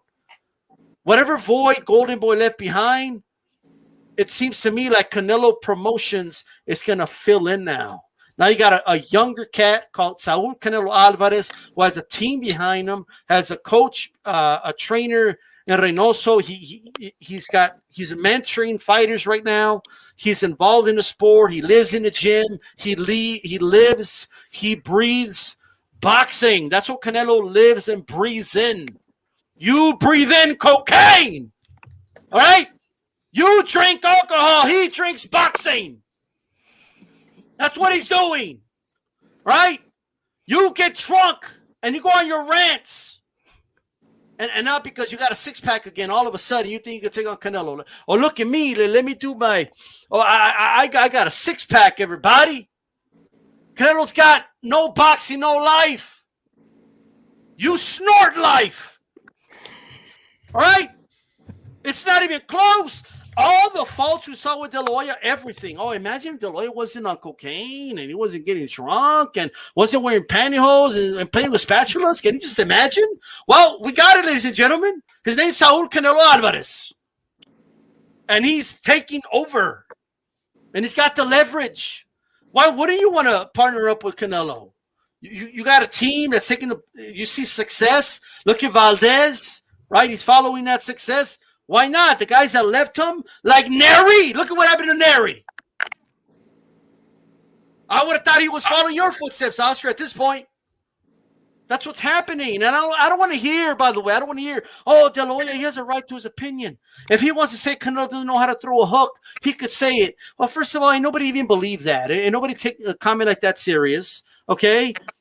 So you were lying all these years, Oscar, when you were saying he was special then? You fucking lying sack of shit then? Is that what you're saying? Is that what you're admitting? Come on now. Come on. At the end of the day, if you're Canelo, you could sign a fighter. Hey, DAZN. Yeah, about my contract. I want you to add these 3 other fighters there. Yeah. I want you to give them 3 dates. Oh, well, I guess I'll go talk to Al Heyman over there. Oh, no. Okay. Yeah, cool. All right. We got their dates. No problem. Right. He's got leverage. The leverage that Al Heyman's been using with Floyd Mayweather, Canelo's got that now. Canelo's got that clout. He's got that leverage.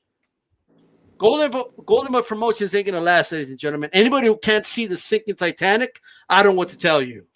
Right? That Titanic is sinking. Okay? Yep. And the up-and-coming promotion now is Canelo Promotions, and he could learn from all the mistakes Oscar made, and Oscar's making a big fucking mistake, trying to make an enemy out of Canelo. If anything, he should have wished him the best and just shut his mouth. That's what I think. But now we're ready to take it around the panel. All right? Let's start with Christine. Give us your thoughts, Christine. Is Canelo Promotions taking over, and is Goldenboy going to be gone? Yeah, I mean, who else to get together with, besides Matchroom and DAZN? Like, I mean, they're taking over. They're going to take over. Absolutely, he's going to be successful. I believe it. And yes, is Goldenboy sinking ship? Yes. If you don't see it, I don't know. I don't know what to tell you. I feel sorry for the guys that are signed with Goldenboy because I know some of them, great kids, great, and I don't know what's going to happen because will they get picked up by somebody else? Do they trust him, what he said? No, I don't believe so. I mean, who does? So yeah, it's a train wreck, and we're just sitting back and watching it happen. All right. What do you think, Calix? Same. And when Maestro said it earlier, why would Oscar be saying this stuff when Ryan Garcia is Canelo's best friend? And I was thinking about it when they're close friends and they train together. Maybe Oscar sees what's happening in the future, that maybe Ryan Garcia has 1 foot in, 1 foot out, and that Canelo is going to start picking some of his fighters off when they become free agents. because I just don't see how Ryan Garcia is going to stay there from stuff I've heard in the past. And that's his biggest fighter right now. Virgil Ortiz is going to be a big fighter, so maybe he sticks around. I don't know, but it certainly does not look good for the future for Goldenboy. And it's sad because, man, they were doing great things. It was Goldenboy versus Top Rank, and then it was like Bloods versus Crips, and they were both putting on good fights, throwing jabs back and forth. And they were getting dates on HBO and Showtime. I mean, Goldenboy was doing good things, really good things, and just fell apart for whatever reason. I'm not as savvy with the business of boxing as some of you guys are, but I think we all see what's coming. Real quick. Go ahead, Christine. Oh, I was just going to say really quick. And there was a time when Ryan was very upset because De La Hoya was like praising Ortiz and saying he was going to be this and that. And he totally ignored Ryan. So I think that's when the separation started too, in Ryan's mind, in my opinion. He saw it, he sees it. So there was no loyalty to him. So, why is he going to be loyal? Yeah. Okay. Hey, Chief Funky, what do you think, brother? Is Goldenboy a sinking ship, and is Canelo Promotions filling that void? Man, like I said before, just a few minutes ago when I was going, there is potential to save that ship, but it definitely does seem like it is sinking. You guys know I'm not the biggest, guy when it comes to this business side of boxing. I think it might be a little too early to tell with Canelo, but I do hope. I always hope for the best when it comes to boxing. The more boxing we get, the more fighters that get exposure out there. That's always good for the sport. I think that's how you create stars. So I hope nothing but the best for it. Just like I hope nothing but the best for Oscar and Goldenboy. Unfortunately, it doesn't look that way, but there are two guys that he's got there that he could really, if he just, like I said, leave the líneas alone, okay, and you could get these guys going, man, and then you'll be right back where you should be. I just don't know if he's going to be able to do that. He's too busy worried about trying to fight Canelo in a boxing match, which is just outrageous to me. So he's got to get his mind right. And he's got a couple of guys that he could really build on from here. But I do hope that Canelo gets this thing rolling, man, because like I said, more boxing, more fighters, the better it is for the sport, man. So let's go, man. I'm hoping the best for both. Well, Beeb, what do you think, man? What do you think the future of Goldenboy holds? What do you think? And is Canelo Promotions going to be what Goldenboy used to be? Goldenboy Promotions. Yeah, I think the writing's on the wall. It seems as though Canelo's taken the place of Goldenboy over at DAZN, and I think Goldenboy is going to see what they can do over at Trilla, but I don't know how successful that's going to be. It kind of reminds me of the whole Rock Nation thing when fighters were signed to Rock Nation, and that didn't really last very long. Trilla doesn't seem to have the background in boxing, so if De La Hoya is going to use them as a platform, I'm not so sure that's going to be a great move for him. But for Canelo, I think, yeah, he's taken that spot, and that's a great spot to be in, being able to be on DAZN and being able to showcase your fighters, not only in just Mexico, not only in just America, but all over the world.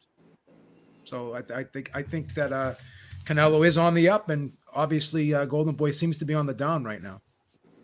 Well said. Before I go to Maestro Christine, we want to thank you for coming on. I know you got to go to a meeting. Team USA. But give us some quick final thoughts before you go. No, it's always a pleasure to be on the show, talking to you guys. I love it. It's good for my soul and for my boxing mind.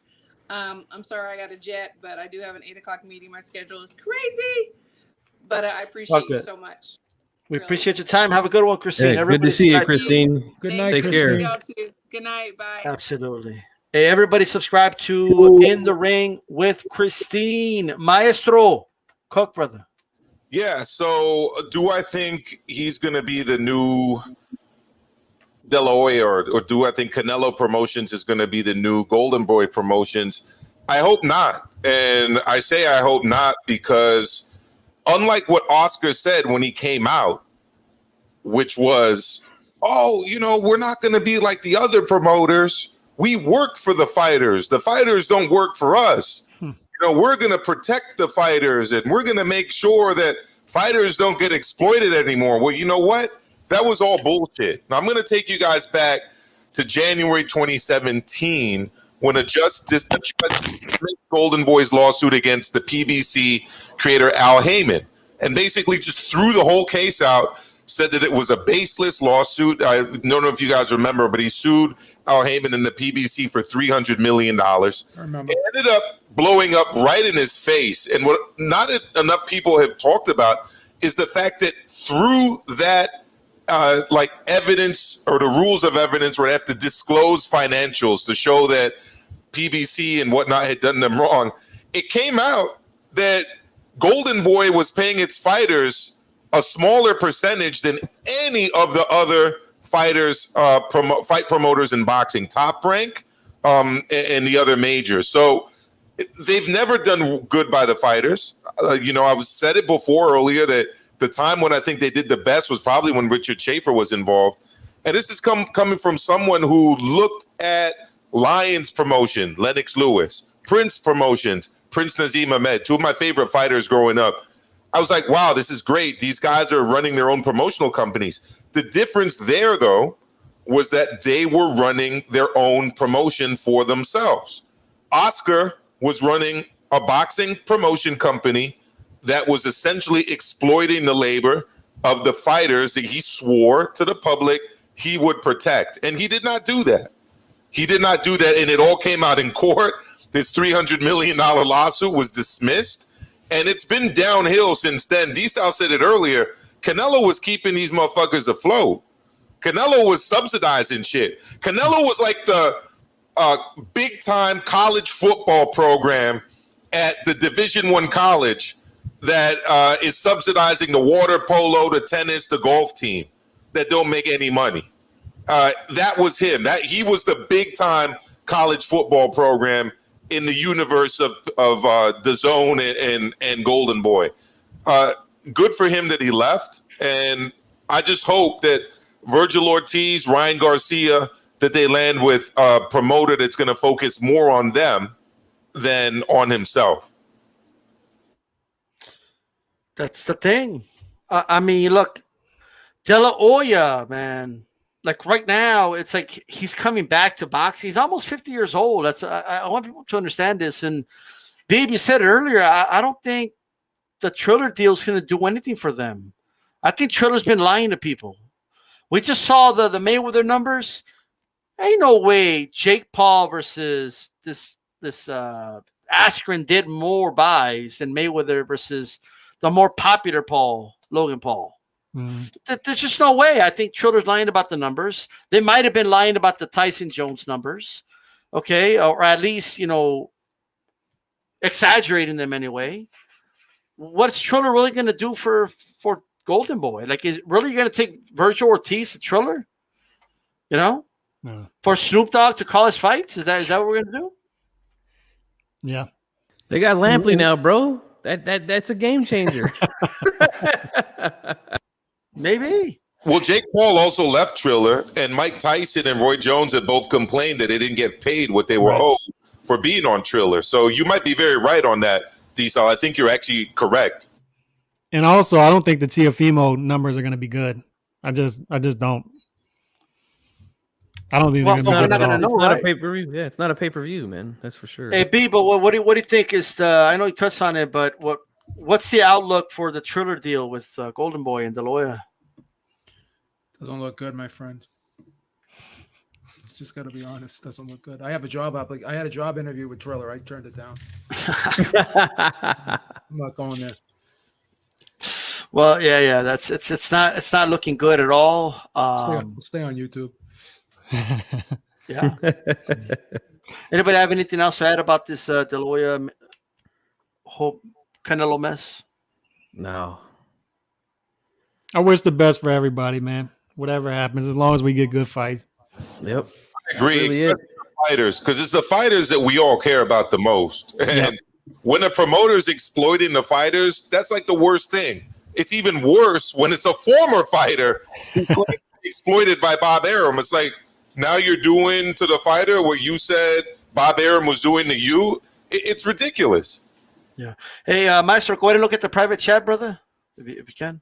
A shout out to the chat, man, from Nando, the boxing historian, the shoe shine, Nando Yamas, Tracy Boxer Girl, everyone, JC, everybody that joined us. I definitely appreciate everybody. Okay. But we have reached that point where we are in the 12th and the final round. That means it's time for final thoughts. Okay.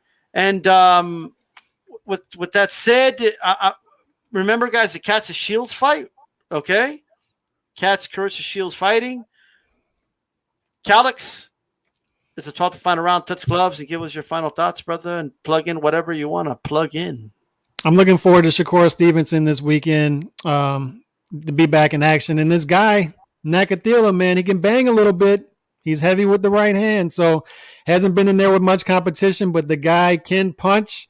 Could this be another Marcos Maidana versus Victor Ortiz or Amir Khan against Brady's Prescott? I don't think so. I think Shakur Stevenson wins a wide decision, but I am looking forward to the fight and seeing if his chin holds up if this guy does land a big punch on him. But I like Shakur Stevenson wide. Looking forward to boxing, as always, this weekend. And hit me up on Calix Boxing 2.0 on YouTube. Subscribe.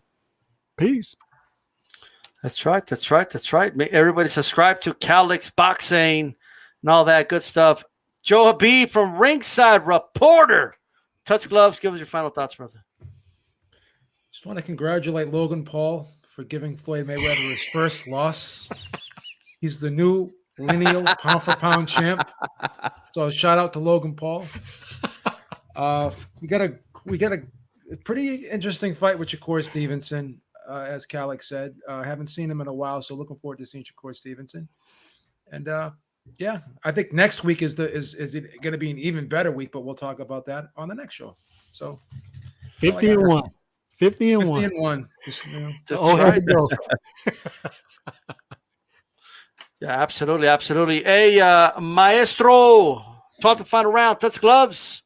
Absolutely. Well, here on the HCP network of boxing channels, and Ringside Reporter is also going to agree with this as well. We support the female fighters, or as Eric calls it, the chick fights.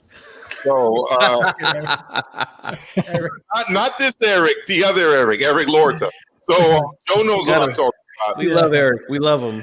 Yeah. So, in that vein, there will be no overtime, all right, because I want to check out Clarissa Shields do her thing in the MMA. I'd like you all to support her as well, because she says that she doesn't get the support of boxing fans. So let's check her out. Let's see how she does.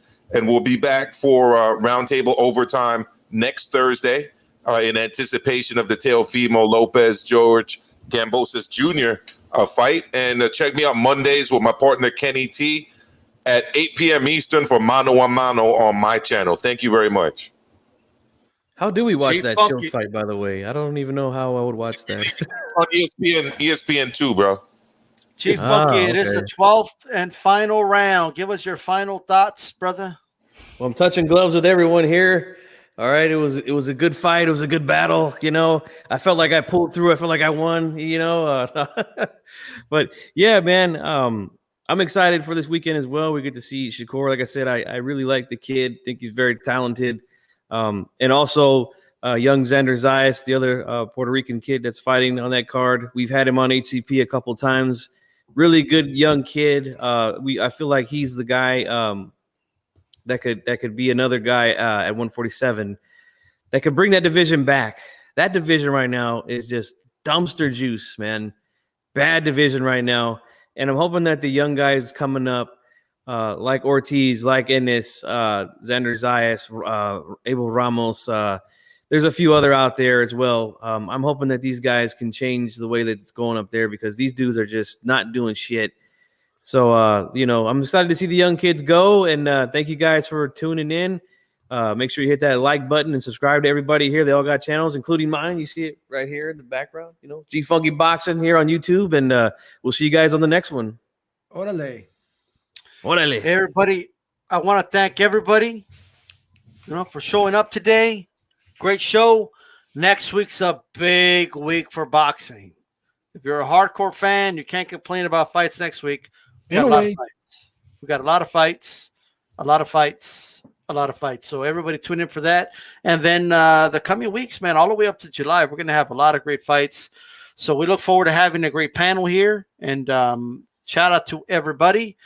Just an FYI, and this goes to everybody, man. The panel's already predetermined, guys. I don't throw links out there. Just FYI, don't take it personal. Like, before the show starts, I already know who's going to come on. So get at me at dstopboxing@gmail.com. So you could get ahead of time, know what the show is going to be, and know that you're going to come on. Okay, I just want to let everybody know that this is D-Style Boxing. Keep it boxing. And we are out of here. Peace.